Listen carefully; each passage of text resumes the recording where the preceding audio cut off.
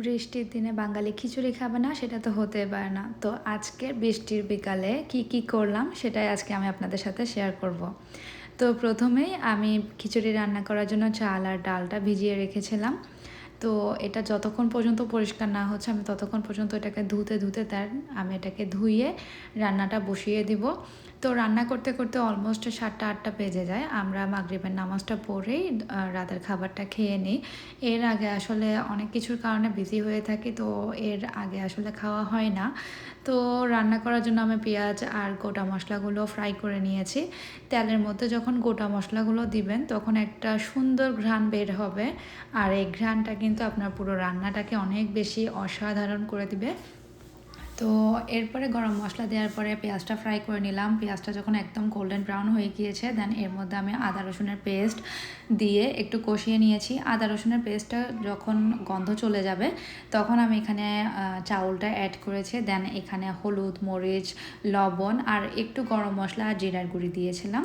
তো এটা কিন্তু অপশনাল, না দিলেও চলবে। দেন আমি এখানে পরিমাণ মতো পানি দিয়ে টমেটো আর কাঁচামরিচ দিয়ে দিয়েছিলাম। দেন রান্না করতে করতে হঠাৎ মনে পড়লো যে আমাকে আজকে ওয়াশিং মেশিনে কাপড় ধুতে হবে।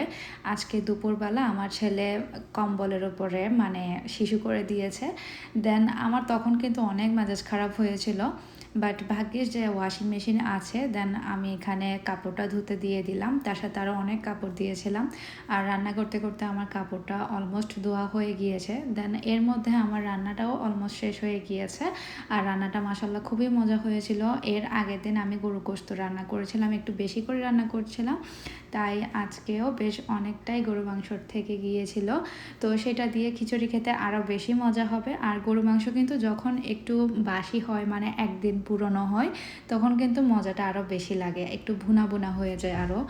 দেন কাপড়গুলো আমি ওয়াশিং মেশিন থেকে নিয়ে ড্রায়ার দিয়ে দিয়েছি। খাওয়া দাওয়া শেষ করে আমি আমার ছেলেকে নিয়ে উপরে চলে এসেছিলাম। দেন কাপড়গুলো ভাঁজ করেছি। আর আমার ছেলে কিন্তু সবসময় আমার সাথে ওয়াশিং মেশিনে কাপড় ধোয়া থেকে শুরু করে কাপড়গুলো ভাঁজ করাতে অনেক বেশি ইন্টারেস্ট নেয়। ওর কিন্তু অনেক ভালো লাগে, অনেক মজা লাগে, ও আমার সাথে এগুলো করে। আর আমি ওকে আসলে মানা করি না, বাট একটু ডিস্টার্ব হই, বাট স্টিল কিন্তু ও সেটাকে এনজয় করে। তাই ও আমার সাথে সাথে এইসব কাজের মধ্যে থাকে সারাদিন। আর এর পরের দিন সকালবেলা আমার একটা পার্সেল এসেছিলো, আমি অনলাইনে কিছু অর্ডার করেছিলাম। দেন এই পার্সেলের মধ্যে কি আছে, কি অর্ডার করেছি সেটা কিন্তু আমি নেক্সট ব্লগের মধ্যে শেয়ার করব।